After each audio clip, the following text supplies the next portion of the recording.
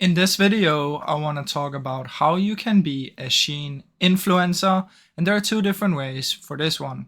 So the first one is through the affiliate program, and the second one is doing product reviews.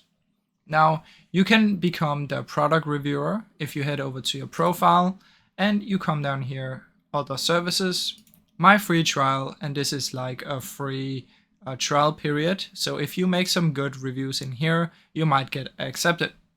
So the way that this works is you will see products in here that you can apply for. But since I'm on a new account, I cannot see it right now. And also, if you have an old account and you still don't see it, it's probably because there's no products available right now. So just wait a few days. Usually it gets refreshed every week. Now, the second option is to join their affiliate program. So just Google Shein affiliate program. And to sign up for this, you want to use your phone. On your phone, these are the two ways to do it. Just search for affiliate on the app or click on me and click affiliate. Then what you want to do is just connect any of these. And if you're eligible, you will now get a custom link. And if someone uses this link and they buy something, you're going to earn commission. So let's say you have an Instagram profile with a lot of followers.